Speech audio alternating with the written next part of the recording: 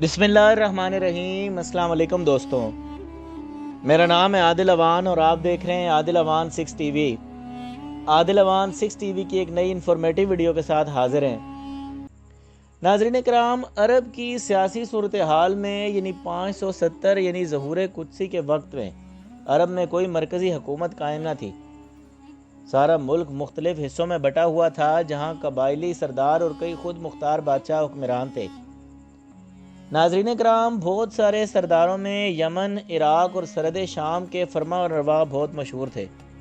कबीलों के सरदार या शेख अक्सर किसी बादशाह के ताबे होते थे, लेकिन अपनी अंदरूनी आज़ादी और हुर्रियत के जज्बे को हर हालत में बरकरार रखते थे। यही इनकी इज्तिमाई ज़िंदगी की रूह थी कि हर कबीले का सरदार अहले कबीला में से होता था। नाज़रीन कराम, जमहूरी असूलों के मुताबिक वही शख्स इस मनसब का अहल हो सकता था जिसके हामी सबसे ज़्यादा हों, और अहले अरब की फितरी खसूसियात यानी शुजात, इल्म, मेहमान नवाजी और फ्याजी वगैरह में भी मुमताज़ थे, और वो चाहते थे कि हमारा हुक्मरान भी ऐसा ही हो जो शुजात, इल्म, मेहमान नवाजी और फ्याजी वगैरह में बहुत ज़्यादा मुमताज़ हो। बाज़ कबीले कमज़ोर कबीलों को ज़ेर करके इनसे खराज वसूल करते थे। नाज़रीन कराम, सूबा हिजाज और इसकी अमारात को ख़ास अहमियत हासिल थी, क्योंकि इस सूबे में मक्का मुअज़्ज़मा का मुक़द्दस शहर आबाद है। इस शहर में हज़रत इब्राहीम अलैहिस्सलाम ने खाना काबा बनाया था, जो अहले अरब का दीनी मरकज़ था, और लोग दूर दराज इलाकों से वहाँ हज करने को आते थे। नाज़रीन कराम, हज़रत इब्राहीम अलैहिस्सलाम के बेटे हज़रत इस्माईल अलैहिस्सलाम के पहले पासबान थे। ये तौलियत इनकी औलाद में मुंतकिल होती रही और होते होते ख़ानदान कुरैश में आई, जो आले इस्माइली की शाख है। नाज़रीन कराम, इस ख़ानदान में बहुत मुमताज़ और मशहूर लोग भी पैदा हुए। इनसे बहुत कबीलों को मुत्तहिद करके अपनी ताकत और खाना काबा की तौलियत के अलावा मक्का की पूरी रियासत पर भी अपना तसल्लुत जमाए रखा। आगे चलकर इसी कबीले से हमारे नबी हज़रत मोहम्मद मुस्तफ़ा सल्लल्लाहु अलैहि वसल्लम पैदा हुए। नाज़रीन कराम, अहले अरब दो बड़ी नस्लों से ताल्लुक़ रखते हैं, कहतान और अदनान। दरअसल यमन के रहने वाले थे। कहतान ज़माने कदीम में उनका एक बादशाह सुर्ख लिबास पहनने के बायस हमीर के लक़ब से मशहूर था। इसी निस्बत से ये लोग हमीरी भी कहलाने लगे। अक्सर मौरिख़ीन इन्हें अभी भी यमनी ही लिखते हैं और कुछ इन्हें हमीरी लिखते हैं। नाज़रीन कराम, दूसरी सदी ईस्वी में इनकी एक शाख जो बनी ख़िज़ा कहलाती थी, मक्का के गिरदो नवाह में जाकर आबाद हो गई, और हज़ूर अकरम सल्लल्लाहु अलैहि वसल्लम की विलादत बासआदत के वक्त ये कबीला सुवाए मक्का में ही सकूनत पजीर था। हमीरियों की एक दूसरी शाख मदीना चली गई और ओसो खिरज के दो मशहूर कबीलों में बट गई। एक तीसरी शाख इराक़ और शाम के इलाकों में जा पहुंची। इसके भी दो हिस्से हो गए और वो बनी अदनान और बनी कल्ब कहलाए। नाज़रीन कराम, बनी अदनान ये लोग हज़रत इब्राहीम अलैहिस्सलाम के साहबजादे हज़रत इस्माईल अलैहिस्सलाम की नस्ल में से थे, मगर बाद में एक अपने मुमताज़ सरदार मज़र के नाम पर मिज़री कहलाने लगे। इनकी मुख्तलिफ शाखें बनी कैस, बनी बकर, बनी तुगलब, बनी तमीम और बनी कुरैश सारे सूबे हिजाज में फैली हुई थी।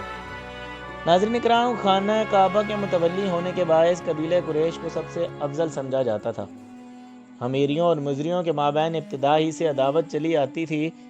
नाज़रीन कराम, जंगो जदल का ये सिलसिला साल तक जारी रहा, ताकि आइंदा 7वीं सदी ईस्वी में इस्लाम ने सनात को ख़त्म करके दरीना दुश्मनियों को बहम शेर व शकर बना दिया। और तमदनी हालात की अगर बात की जाए तो सियासी तकसीम की तरह तहज़ीब व तमद्दन के लिहाज से भी अरब के मुख्तलिफ कबाइल की हालत मुख्तलिफ थी।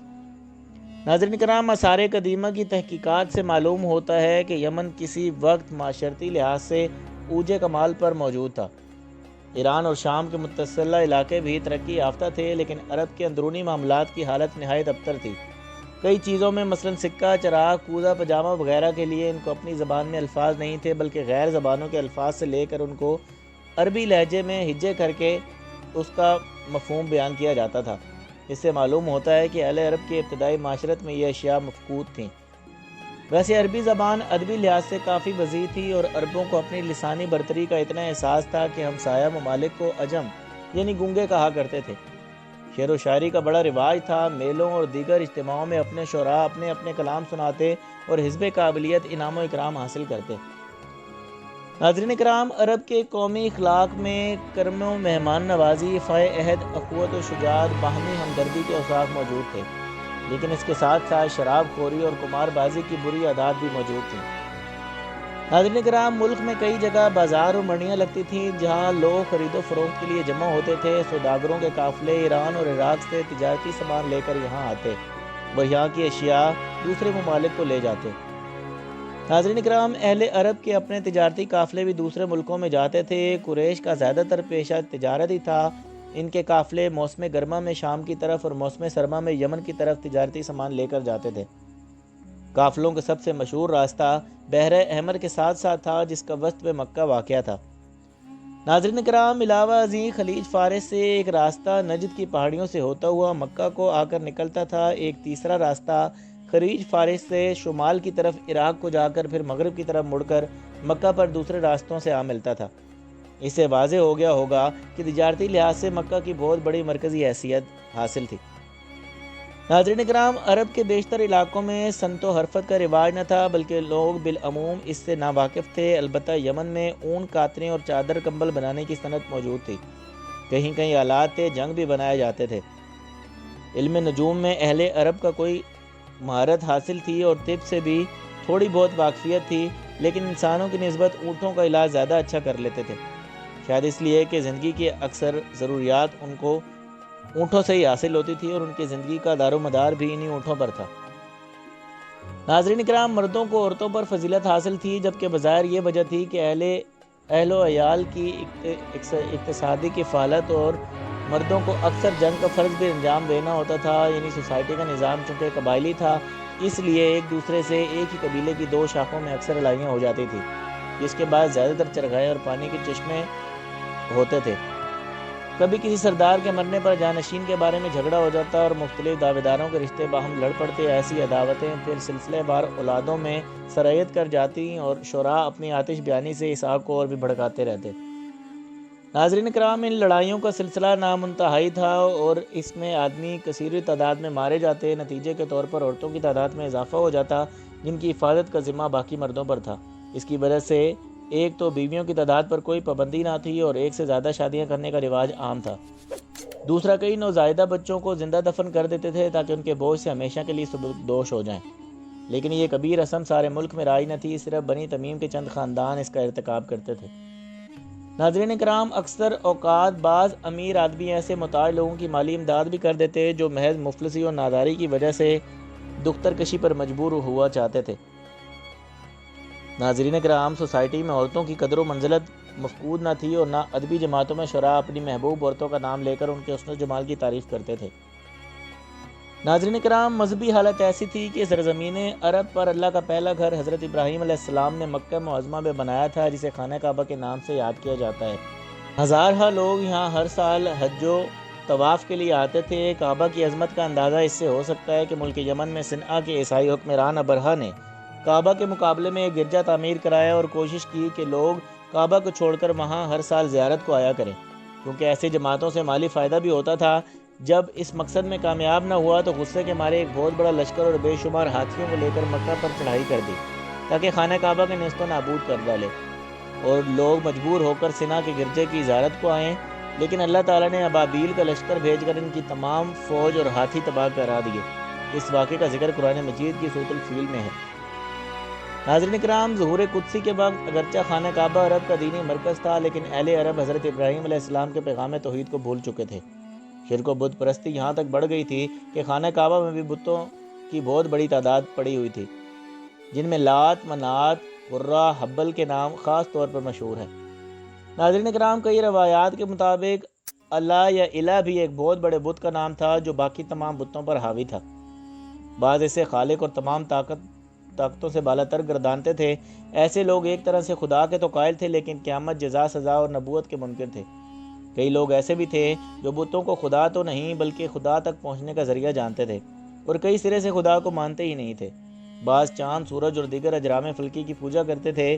اوہام پرستی بھی عام تھی۔ کئی ایک موذی ارواح جو جن کہلاتی ہیں، ان سے بھی بعض لوگ خوف زدہ رہتے اور انہیں ہر تکلیف اور بد قسمتی کا موجب سمجھ کر ان سے نجات حاصل کرنے کے لیے کاہنوں وغیرہ سے تعویذ وغیرہ لیتے تھے۔ ناظرین کرام، اس کے علاوہ نصرانیت، یہودیت، مجوسیت کے پیروکار بھی موجود تھے اور عیسائی زیادہ نجران، ہیرا، غسطان، بنی طے اور بنی تغلب کے علاقوں میں ملتے تھے۔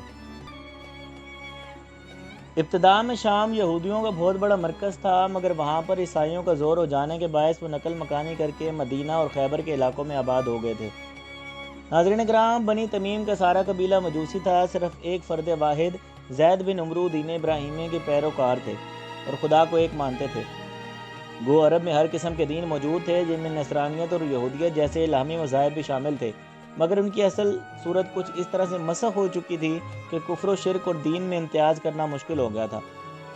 توحید جو ہر مذہب کا بنیادی حصہ ہے اور بنیادی اصول ہے، اس کا کہیں نام و نشان نہ تھا۔ ناظرین کرام، عیسائیت کے جھگڑوں میں آپس میں پھنس چکی تھی اور یہودیت حضرت موسیٰ علیہ السلام کے بتائے ہوئے راستے سے بھٹک کر اوہام پرستی کے گورکھ دھندوں میں مبتلا تھی اور سود خوری کو شعار بنا رکھا تھا۔ ایرانی یزدانوں نے اہرمن کے قائل تھے اور ہندوستان سراسر بت پرستی اور کفر کا گہوارہ بن چکا تھا۔ ناظرین کرام، اخلاقی پستی کے لحاظ سے ان ممالک کے باشندے عرب سے بھی گئے گزرا تھے، غرض عرب کیا ساری دنیا ضلالت اور گمراہی میں غرق تھی۔ پھر خدائے بزرگ و برتر کو اہل زمین کی اس پستی اور زبوں حالی پر رحم آیا اور اس نے ان کی رہنمائی کے لیے اپنے ایک برگزیدہ بندے کو بھیجا۔ رشد و ہدایت کا یہ آفتاب ملک عرب کے شہر مکہ میں طلوع ہوا اور اس کی روشنی سے تمام روح زمین کو منور کر دیا۔ ناظرین کرام، حضرت محمد مصطفیٰ صلی اللہ علیہ وآلہ وسلم کی وجہ سے عرب میں ایک انقلاب برپا ہوا اور ساری دنیا میں اسلام کی روشنی پھیل گئی۔